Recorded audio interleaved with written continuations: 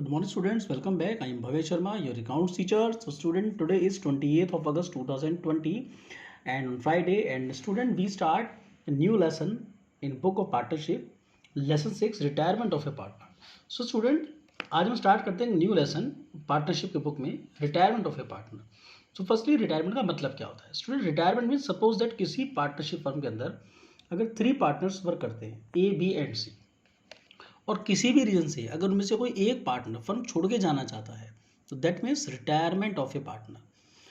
Okay, अब जब भी कोई पार्टनर फर्म को छोड़ के जाता है, चाहे रीजन कुछ भी हो, ठीक है, तो उस केस को हम लोग पार्टनरशिप में डिस्कस करते हैं, रिटायरमेंट ऑफ ए पार्टनर. तो फर्स्टली हम बात करते हैं मीनिंग. रिटायरमेंट का मीनिंग क्या होता है? Meaning means retirement of a partner is one of the modes of reconstituting the firm under which the existing partnership deed comes to an end, and in its place a new one among the remaining partners comes into existence.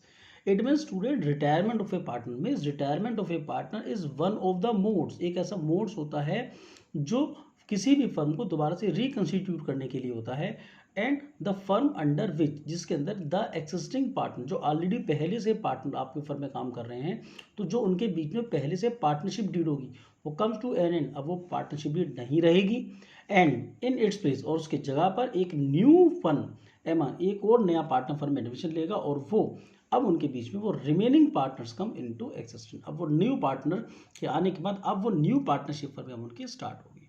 Okay, suppose that किसी firm के अंदर ए B सी और ए B सी 3 partners हैं, और किसी भी condition में मान के चलिए ए फर्म से जाना चाहता है, तो उस कंडीशन को हम लोग कहते हैं रिटायरमेंट ऑफ ए पार्टनर.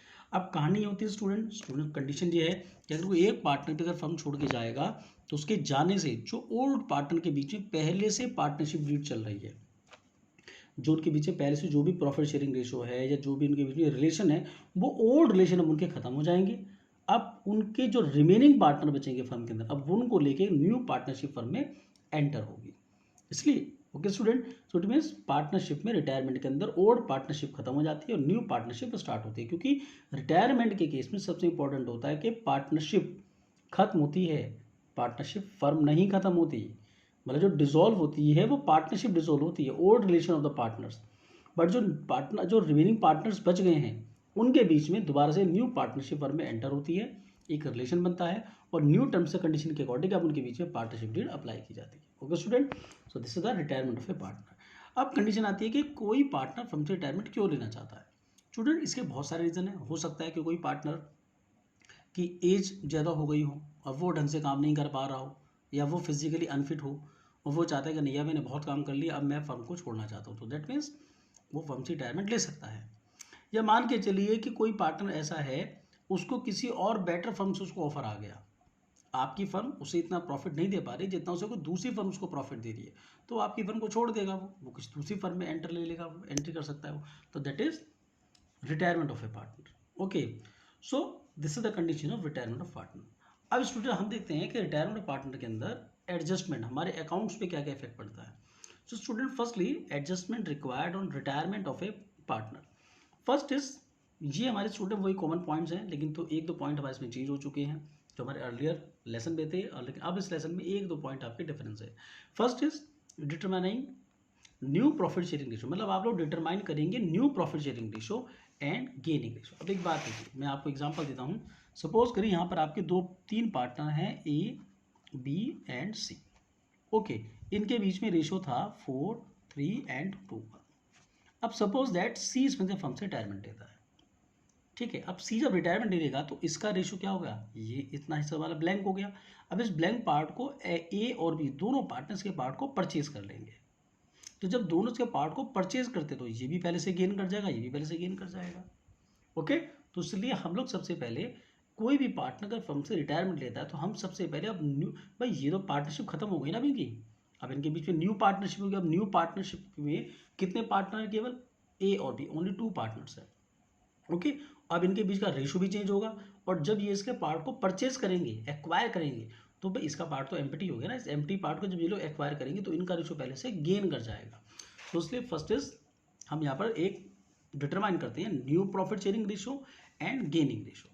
ये ध्यान रहे स्टूडेंट, ये मोस्ट इंपॉर्टेंट पॉइंट है। In case of retirement of A partnership हम कैलकुलेट करते हैं गेनिंग रेशो, और जब हम किसी फर्म के अंदर किसी पार्टनर का एडमिशन लेते हैं तो हम कैलकुलेट करते हैं सेक्रीफाइसिंग रेशो, क्योंकि एडमिशन के टाइम पर ओल्ड पार्टनर्स का रेशो कम होता है और रिटायरमेंट के टाइम पे ओल्ड पार्टनर का रेशो, मतलब जो भी पार्टनर एग्जिस्टिंग पार्टनर है उनका रेशो पहले से बढ़ जाएगा। ओके, नेक्स्ट इज सेम है valuation and adjustment of goodwill, हम इसका ट्रीटमेंट करेंगे। फिर दोबारा से देखेंगे कि हमारे फर्म के अंदर revaluation of assets and reassessment of liability, उनको दोबारा से आप रिवैल्यूट करेंगे वो। फिर रिजर्व एंड अनडिस्ट्रीब्यूटेड प्रॉफिट, अगर आपके पास पहले कोई रिजर्व है, कोई प्रॉफिट्स है, उस प्रॉफिट रिजर्व को ओल्ड पार्टनर्स में उनके रेशियो में डिस्ट्रीब्यूट किया जाता है।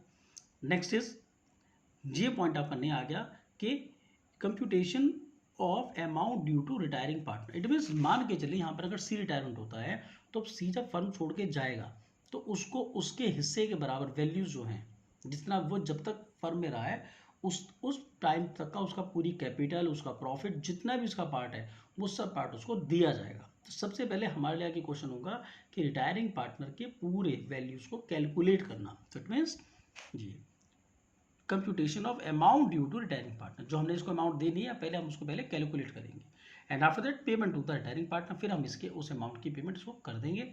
एंड लास्ट होता है एडजस्टमेंट ऑफ कैपिटल। भाई अब तो पार्टनर 2 बच गए, ये तो चला गया, तो अभी दोनों की कैपिटल को कैसे एडजस्ट किया जाएगा, that is adjustment of capital. तो क्या स्टूडेंट, तो हम यहाँ पर इस तरीके से पढ़ेंगे। ये 7 हमारे पास में पॉइंट्स होंगे। First of all new profit sharing ratio, gaining ratio, goodwill को कैलकुलेट करेंगे, revaluation of assets and liabilities, reserve and accumulated profit, जाने वाले पार्टनर का हिस्सा निकालना, ठीक, ओके, कि computation of amount due to retiring partner and payment, उसको पेमेंट करना, और adjustment of capital. Okay student, तो इस तरीके से यहाँ पर आपके ये टॉपिक है। अब हम करते हैं स्टूडेंट इस टॉपिक के, इस लेसन के न्यूमेरिकल। तो फर्स्ट हम स्टार्ट करेंगे first topic, determining new profit sharing ratio and gaining ratio, first topic. So student first topic में देखिए, ये मेरे पास ये बुक है पार्टनरशिप की, and lesson 6 retirement of the partner. हम स्टार्ट करते स्टूडेंट, फर्स्ट टॉपिक हमारा ये क्वेश्चन नंबर फर्स्ट से हम स्टार्ट करते हैं। First question is retirement of a partner, new profit sharing ratio and gaining ratio, ये हमारा फर्स्ट टॉपिक है। तो question number first is A B and C were partners sharing profits in the ratio of 1/2, 2/5 and 1/10। Find the new ratio of the remaining partners if C retires. अगर C इसमें retirement ले लेता है तो in partner का ratio क्या होगा। अब यहाँ पर हमारे पास केवल टोटल 3 पार्टनर्स हैं, A B C, and ratio of 3 partners आपको okay is given, and new ratio में कैलकुलेट करना है अगर हमारे पास सी चला जाता है। तो देखिए student, this is the solution. So firstly question number first, this student formula of gaining ratio is new ratio minus old ratio. जब हमने पार्टनरशिप एडमिशन पढ़ा था तो एडमिशन में हम लोग निकालते थे सेक्रीफाइसिंग रेशियो। सेक्रीफाइसिंग रेशियो का फॉर्मूला जस्ट से रिवर्स होता है, old ratio minus new ratio, but gaining ratio का फॉर्मूला होता है new ratio minus old ratio. So firstly हमारे पास पार्टनर्स कितने स्टूडेंट, क्वेश्चन नंबर फर्स्ट हमारे पास पार्टनर्स है A B and C, and old ratio के बीच में जो दे रखा है 1/2, 2/5 है, 1/10। देखिए पहले हम इसका रेशियो को इक्वल करेंगे, बिकॉज यहाँ पर हमारा 2, 5, 10 इक्वल किया हम लोगों ने, हमने एलसीएम 10 ले लिया, तो 2 5 जा 10, 5 2 जा 10, 2 2 जा 4 एंड 10 1 जा 10। सो हमारा रेशियो निकल के आया 5 4 1, 5 for A, 4 ratio for B and C ratio for C. Okay, तो न्यू रेशियो में निकल के आया हमारा 5 4, मतलब जो रेशियो एग्जैक्ट रेशियो के बीच में 5 4 1 का है। अब वो कह रहे हैं इसके अंदर से सी रिटायर हो गया, वो कह रहे हैं क्वेश्चन में सी रिटायर है, तो रेशियो ऑफ सी का रेशियो कितना था, अगर सी रिटायर हो जाता है तो सी का रेशियो था 1/10। ओके, अब न्यू रेशियो इनके बीच में कितना होगा, जब ये रिटायर हो गया और ये नहीं दे रखा कि इसके पार्ट को ये दोनों किस किस रेशियो में परचेज कर रहे हैं, तो ऐसे में इनका ओल्ड रेशियो इनका न्यू रेशियो माना जाएगा। तो ओल्ड रेशियो इनका 5 और 4 था, ओके, सो इनका रेशियो माना जाएगा 5 and 4। ओके स्टूडेंट, ये बिल्कुल सिंपल क्वेश्चन है, हमने स्टार्ट किया हम लोगों ने। तो this is the topic of first question, this is the question. Okay, ये आपका फर्स्ट टॉपिक से आपका फर्स्ट क्वेश्चन है कि हम लोगों ने डिटरमाइन करा था हम लोगों ने profit and loss, new profit sharing ratio and gaining ratio. Okay student, तो दे हमारा न्यू रेशियो है और गेनिंग रेशियो कितना होगा हमारा, उसके लिए हम लोग फॉर्मूला यूज करके निकाल सकते हैं। इस क्वेश्चन में आपसे पूछा नहीं है तो सिंपल आप इसे निकाल सकते हैं, न्यू रेशियो। ओके स्टूडेंट, अब गेनिंग रेशियो के लिए हम आगे क्वेश्चन ट्राई करेंगे। तो ये आपका समझ में आया स्टूडेंट्स, ओके।